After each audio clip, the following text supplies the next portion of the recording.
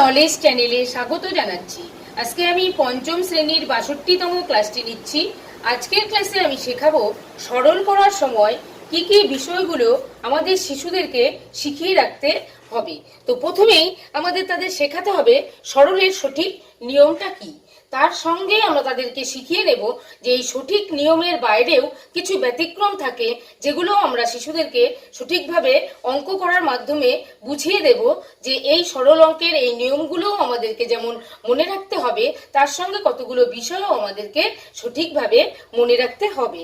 এবং প্রত্যেকটি অঙ্কের মাধ্যমে কি আমরা শিশুদের শেখাবো, এবং সেই 4টি অঙ্কই আমি এখানে নিয়েছি, যার মাধ্যমে শিশুরা এই সরল সম্পর্কে একটা পরিষ্কার ধারণা নিতে পারবে। তো প্রথমে আমি বলে নিচ্ছি, প্রথমে সরলের ক্ষেত্রে যেটা করতে হয় বন্ধনীর কাজ।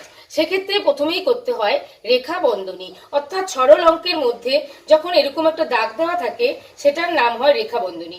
সেক্ষেত্রে আমাদের প্রথমেই সেই রেখা বন্ধনীর কাজটা আগে করতে হয়। তারপর হচ্ছে প্রথম বন্ধনী, দ্বিতীয় বন্ধনী, তৃতীয় বন্ধনী, তারপর হচ্ছে এর কাজ। এই এর কথাটার মানে কি? এর কথাটার মানে হচ্ছে গুণ করা বোঝায়।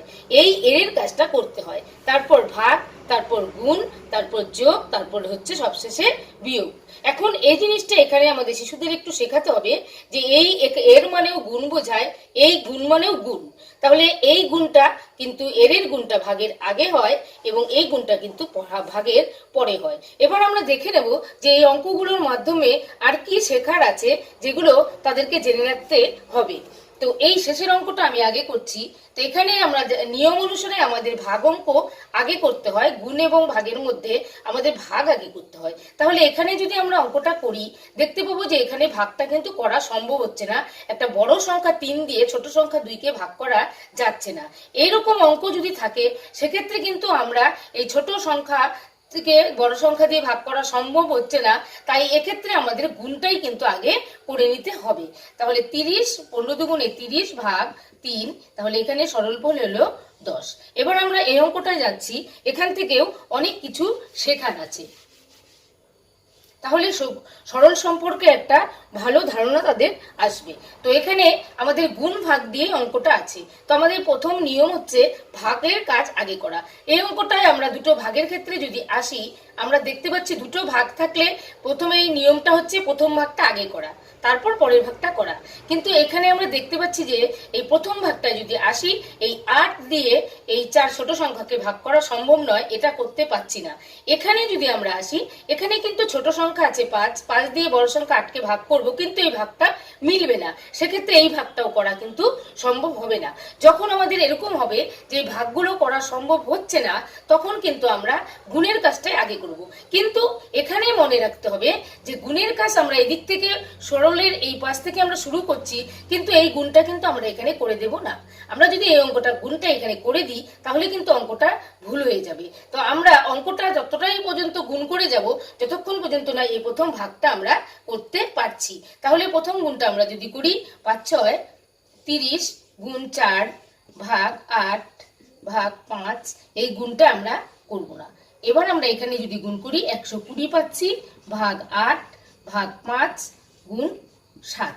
এবার কিন্তু আমরা এই ভাগটা করতে পারছি। তাহলে আমরা ততটা পর্যন্তই গুণ করেছি যতক্ষণ পর্যন্ত এই ভাগটা আমাদের করা সম্ভব হলো। তখন আমরা গুণটা কিন্তু আর এদিকে করছি না, এই ভাগ দিয়েই কিন্তু আমরা অঙ্কটা আবার শুরু করছি। তাহলে এখানে যদি আমরা ভাগ করি, তাহলে এখানে আমরা পেয়ে যাব 15 ভাগ 5 গুণ 7। এক্ষেত্রে যদি আমরা গুণটা করে দিতাম, তাহলে 35 হয়ে যেত। 5 7 35, 35 একটা বড় সংখ্যা দিয়ে কিন্তু 15কে ভাগ যাবে না, অঙ্কটা ভুল হয়ে যেত। সেই ক্ষেত্রে সঠিক নিয়মগুলো আমাদের জানতে হবে। তাহলে এখানে আমরা এই ভাগটা করব, গুণ এবং ভাগের মধ্যে ভাগ হবে আগে 3, ভাগফল হবে 3 গুণ 7, তাহলে 21 হলো সরল ফল। এবার চলে যাচ্ছি পরবর্তী অঙ্কে। এখানে কিন্তু কিছু শেখার আছে, সেই শেখার বিষয়গুলোই আমি তুলে ধরার চেষ্টা করছি। প্রথমে আমাদের নিয়ম হচ্ছে বন্ধনী যেহেতু আছে, বন্ধনীর কাজ আগে করব। তাহলে আমরা বন্ধনী কাজ করে নেব, কিন্তু এখানে যে ভাগ আছে, অন্য যে অঙ্কগুলোতে যা আছে, সেগুলো কিন্তু আমরা কোনোটাই কিন্তু করব না। আমরা শুধু প্রথম বন্ধনীর কাজ করব। এখানে বিয়োগ করলে আমরা পাচ্ছি 3 24, এখানে ভাগ 4। এখানে কিন্তু একটু বোঝার আছে, এখানে কোনো চিহ্ন নেই, চিহ্ন নেই মানে গুণ দেব, তো গুণটা হচ্ছে এর গুণ। এই গুণটা কিন্তু এখানে আমরা দিয়েছি, এখানে গুণ দিয়েছি, এটা কিন্তু এর গুণ, যার কাজ কিন্তু ভাগের আগে করতে হয়। এবার আমরা বিয়োগ করে এখানে 3 লিখবো। এখন আমাদের প্রশ্ন হচ্ছে আমরা গুণের কাজ আগে করব না ভাগের কাজ আগে করব। তো আমাদের নিয়ম হচ্ছে এই ভাগের কাজের আগে এই এর কাজটা করা। এখানেও গুণ আছে, এখানেও গুণ আছে, এই গুণটা আমরা করব না, এই ভাগগুলোও আমরা করব না, যেহেতু আমাদের এর গুণ একটা রয়ে গেছে, তাই এই জায়গাটাই আমরা শুধু এখন করব। আর বাকি অঙ্কটা আমরা কিন্তু পুরো অঙ্কটাই এখানে তুলে নেব, আর কোনো জায়গায় আমরা কোনো কিন্তু কাজ করব না। তাহলে ভাগ করলে এখানে আমরা গুণ করলে আমরা এখানে 12 পাচ্ছি। এবার আমরা এবার আমাদের ভাগের কাজ আগে, এই গুণের আগে ভাগের কাজ, তাহলে দুটো ভাগে আমরা এক লাইনেই করে দেব। এখানে 4 6 24, ভাগফল 6 গুণ 3 বিয়োগ এখানে 12 দুগুণে 24, তাহলে এখানে 3 6 18 বিয়োগ 2 সবশেষে বিয়োগের কাজ, তাহলে এখানে হচ্ছে 16। সরলফল হয়ে গেল 16। চলে যাচ্ছি এমন একটি অঙ্ক যেখানে প্রত্যেকটি বন্ধনী এখানে নেওয়া হয়েছে, প্রত্যেকটি বন্ধনী রেখা বন্ধনীর থেকে একদম তৃতীয় বন্ধনী পর্যন্ত আছে। তো প্রথমেই আমরা চলে যাব অঙ্কটা তুলে, কোনোখানে আমরা কিছুই করব না, শুধু রেখা বন্ধনীর কাজে কি আছে সেটাতেই চলে যাব। 16 এখানে বন্ধনীগুলো আমরা ভালো করে তুলে যাব, সংখ্যা তুলে গিয়ে আমরা একদম এইখানে এই বিয়োগটা করব। তাহলে 2 বিয়োগ এখানে হয়ে যাচ্ছে 0। প্রত্যেকটা বন্ধনীটা এখন করতে হবে। 16 বিয়োগ 8 বিয়োগ এখানে 5 বিয়োগ 2, এখানে একটা গুণ চিহ্ন হবে, এখানে কোনো চিহ্ন নেই মানে একটা গুণ চিহ্ন হবে, এর যে গুণ হয় সেই গুণটা কিন্তু এখানে হবে। এখানে বিয়োগ করলে আমরা পাচ্ছি 2। এবার আমাদের প্রথম বন্ধনী উঠে গেল, এবার দ্বিতীয় বন্ধনী থাকছে। আমাদের নিয়ম হচ্ছে বিয়োগ এবং গুণের মধ্যে গুণের কাজটা আগে করা, এটাই হচ্ছে সরলের সঠিক নিয়ম। তাহলে আমরা এখানে গুণের কাজটা করব। 5 থেকে এখানে আমাদের 2 দুগুণে 4 হবে, 4কে বাদ দিতে হবে। পরের লাইনে আমরা 5 থেকে 4কে বাদ দেব, তাহলে এখানে হয়ে যাচ্ছে 1।